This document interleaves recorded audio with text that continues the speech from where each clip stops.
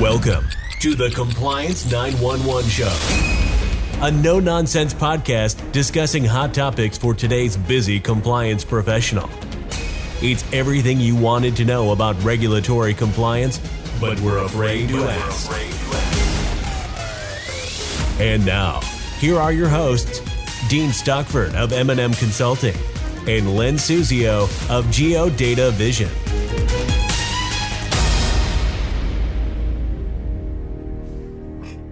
Welcome to our podcast series addressing everything you wanted to know about regulatory compliance, but were afraid to ask. I'm Dean Stockford from M&M Consulting, and I'm joined today by Len Suzio, President, CEO of Geodata Vision. So Len, what topics do you want to touch upon today? Well, Dean, we've had several podcasts regarding redlining, especially in light of the Department of Justice's, quote, combating redlining initiative that was announced back in October 22nd of 2021. I think it's appropriate to discuss that topic once more today because, in my opinion, it represents the greatest regulatory compliance risk faced by banks today. Only a couple months ago, in a speech at Seton Hall University in April, this is the year 2023 we're speaking about, the Assistant Attorney General proclaimed that during 2022, the year immediately after the initiative was proclaimed, the DOJ received a record number of redlining referrals from bank regulators. So, in light of the unprecedented emphasis by the DOJ and bank regulators on this topic, I thought it appropriate to remind bankers of the serious threat this may be to their institutions. I say this not because I believe there is widespread redlining being practiced by banks. By the way, contrary to the accusation by the Attorney General in the Combating Redlining Initiative press release, in which the Attorney General proclaimed that redlining was not a practice just in the past, but is, quote, widespread today. So I'm emphasizing it but because there's a growing body of evidence indicating that regulators are abusing the concept of REMAs, reasonably expected market areas, to expand a bank's CRA assessment area way beyond the practical market it can reasonably be expected to serve, which of course is the guiding principle for CRA assessment areas. Consequently, Dean, I think this is a topic that needs to be raised repeatedly, making bankers more conscious of it and figuring out what they should do in light of this new regulatory compliance threat. Oh, I totally agree. Redlining is way up there on the high risk list for sure. You know, and one of the things I wanted to point out, it's kind of interesting, Len, is when you look at historical data over the last 5 years relative to enforcement actions, that they've actually declined, and specifically to fair lending and redlining risk. However, when you look at the number of the increase in civil money penalties over the same time period, they've actually increased, which is kind of interesting because that's kind of what that suggests typically is that the regulators are really trying to get your attention, and they're assessing these large penalties and coming after you. And so I agree. The audience needs to tune in to what you're about to say. I'm certainly all ears, and I bet our listeners will be too. So where do we start, Len? Okay. Well, as I said a few moments ago, there's been an explosion of redlining referrals from the bank regulators to the DOJ, as attested to by the Assistant Attorney General in her Seton Hall speech back in April. But the public knows little about the details because until a case is litigated or a public settlement is announced, the accusations and the details behind them are kept from the public. However, we are aware of a number of these cases and the details behind them because we have been retained to advise bank clients regarding redlining inquiries by examiners. And there's certain aspects of these cases that seem to be common. So I thought we would focus on those common themes and how banks can avoid those pitfalls and prepare for the questions regarding the matter of redlining that may be raised by examiners. Oh, I like that. Let's discuss what these common themes are and then explain what bankers may proactively do to minimize potential redlining accusations by the examiners. Please, what are the factors that seem to be common in the situations that you've seen and those that have been, I guess, I'll call it made public? Well, in almost all cases, Banks, and by the way, non-bank lenders too, have been accused of inadequate procedures to identify redlining exposure. In some cases, there's been no monitoring system at all in place. In other cases, systems and procedures were in place but not implemented, or they were ignored by management. So, an immediate priority for every lender should be a review of the systems and procedures to identify and monitor potential redlining situations. But it's not enough just to have the systems and procedures in place to monitor redlining risk. Any review must also evaluate, one, whether those systems are adequate, and two, that they are faithfully being put into practice. Otherwise, they're worthless. Okay, so a review of systems and procedure and practices to monitor potential redlining risk is recommendation number one. What do you have next on the block? Well, again, as I mentioned earlier, the application of the concept of, quote, reasonably expected market areas, end quote, has in several cases I'm aware of been liberally interpreted so that examiners can claim that banks are not doing enough lending in majority-minority tracts, even minority tracts that may be well outside and relatively distant from the bank's CRA assessment area. So any redlining monitoring system must determine if a bank's REMA may be different from its CRA assessment areas. Recognizing that REMAs may be very different from CRA assessment areas, a bank should evaluate its situation to determine if there's a basis for a REMA and what it would look like and how it compares to the CRA assessment area and what are the implications for redlining risk for the bank. Yeah, so we'll get into obviously what banks need to do in determining their REMA. I guess my immediate thought here recently was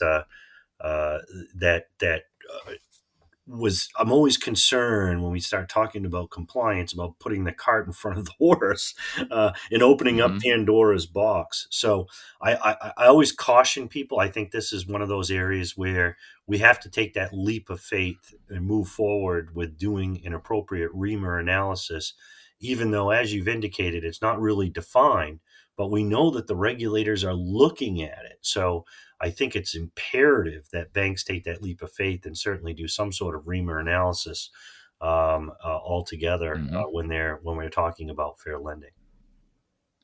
Well, you can't put your proverbial head in the sand hoping that the threat will disappear. It's there. And so it behooves you to be proactive about this, and rather than passive and hope that you'll get through your next fair lending exam.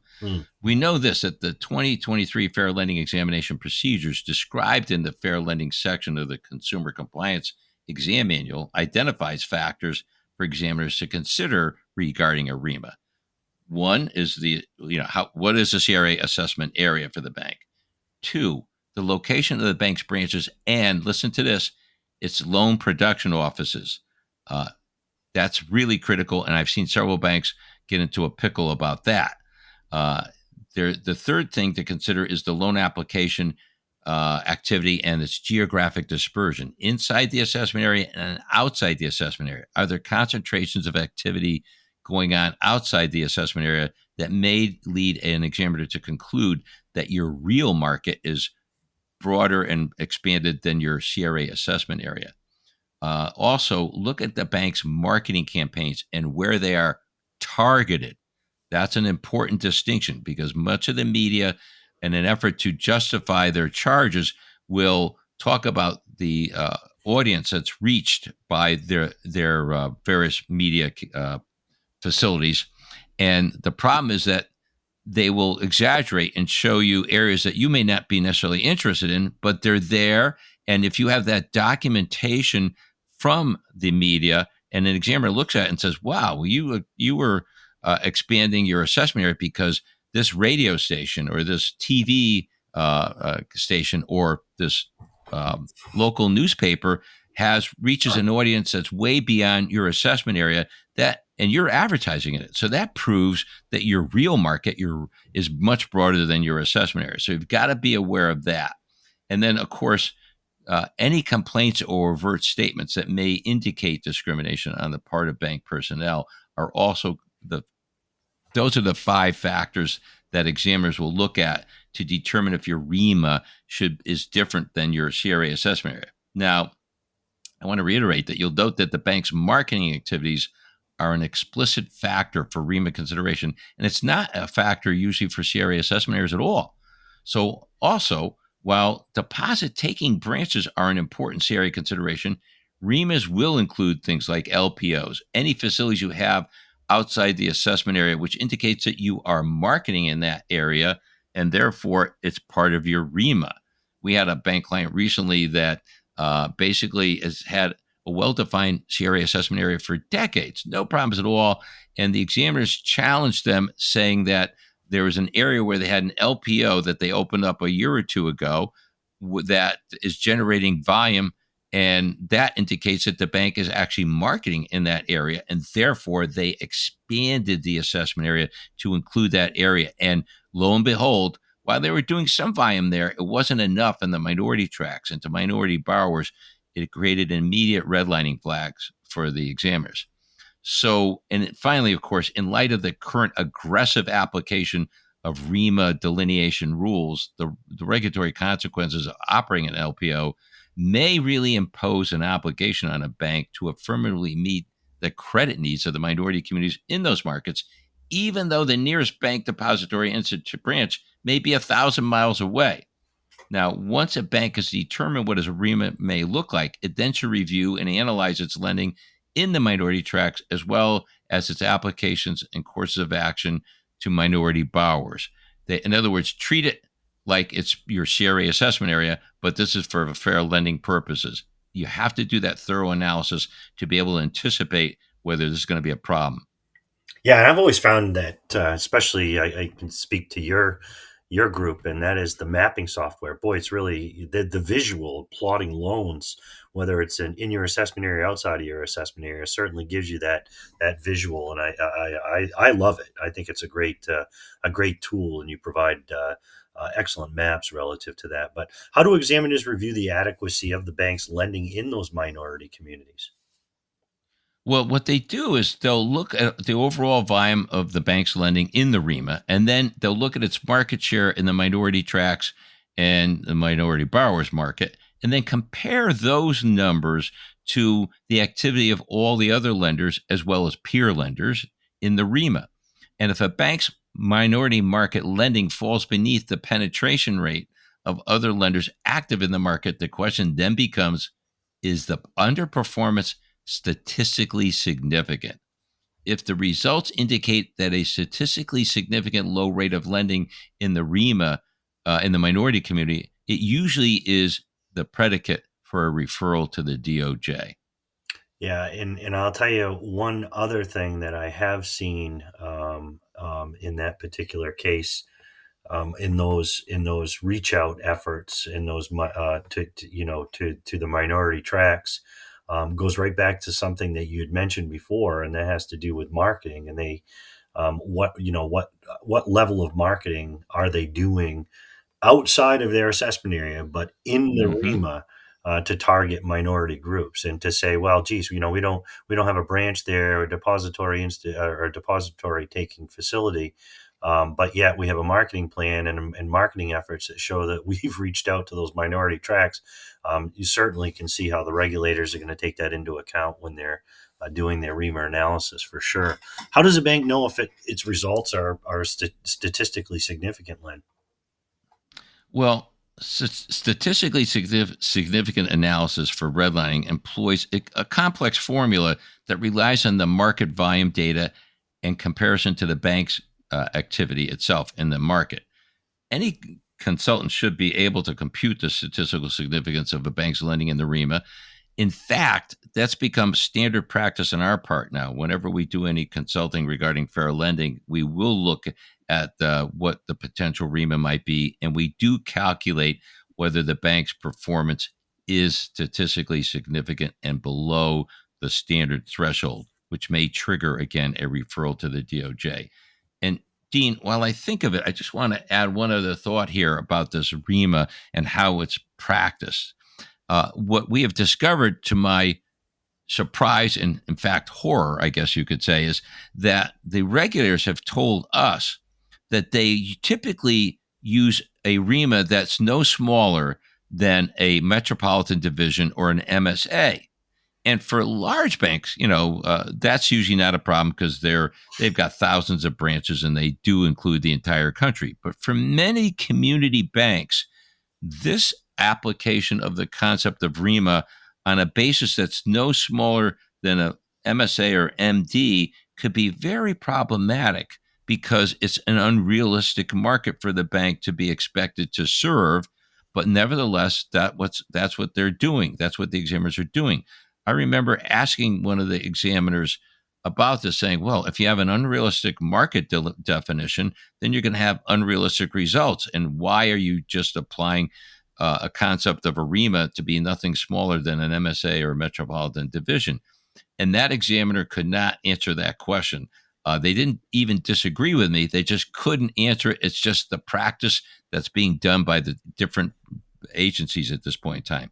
So everyone listening to this broadcast should consider doing a REMA analysis predicated on the entire MSA or the entire metropolitan division in which the bank is located, even if it expands beyond its traditional CRA assessment areas, because that's the practice that's being used today by regulators. And it undoubtedly has magnified the number of referrals to the DOJ because, again, unrealistic REMAs mean unrealistic performance analysis. But that's the environment today. We're led by an attorney general who considers redlining to be widely pervasive. You're guilty before the jury listens to your case even. So keep in mind, you must anticipate this is going to be a problem in your next exam. You should anticipate it. You should analyze it. You should figure out what the story is, and then you should figure out, well, how are you going to explain to examiners what your results are and why they are inappropriate. And again, there's one other quick thought that comes to my mind as we're talking, and that is the banks that I've seen avoid these problems, even though they might have statistically significantly low results, have been saved by one thing. What is that one thing? It's because they had a proactive outreach effort to the community that was documented. So when examiners saw that, even though the bank might not have been successful in penetrating the minority markets, they were actively trying to do so, and they had the documentation to back it up. That's gotten at least several banks I know of out of the trouble of a potential redlining referral to the DOJ.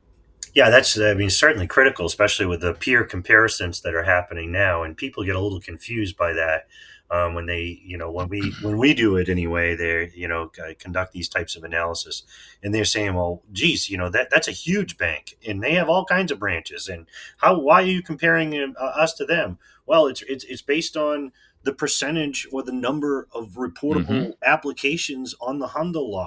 And you look at institutions that are similar, so they have between 50 and 200% of those similarities as far as the reportable transactions, and that's what's being used. And I think that quite frankly is been helpful not only for institutions to help with the REMA, but also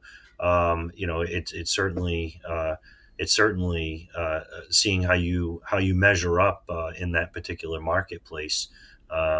Dean, you just said something really important. I'm glad you said this. Okay. Yeah. See, when banks think about their peers, they're thinking about banks that are their size. But That's as right. you just noted, it can be based on the volume of activity inside a bank's market. So theoretically, and it's true in many cases, that some of the biggest banks in the country inside your backyard market are actually considered to be your peers for that market. So B of A, JP Morgan, Wells Fargo, they may be 100 times or 1,000 times bigger than your bank, but within your market, their activity might fall within that 50 to 200% threshold.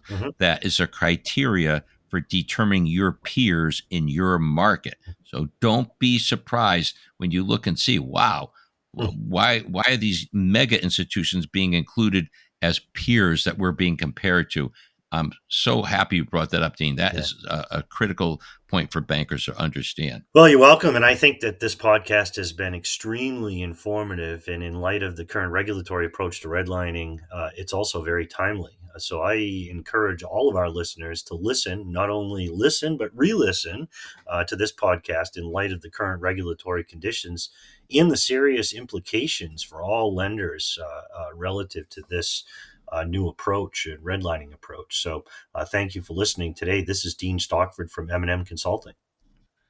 And this is Len Suzio of Geodata Vision saying we hope you enjoy today's podcast, and we encourage you to let us know topics of interest to you that you would like us to include in future podcasts. Thanks for listening to the Compliance 911 Show. If you like the podcast, be sure to subscribe so you don't miss an episode. While you're at it, please give us a like and review to help others find the show.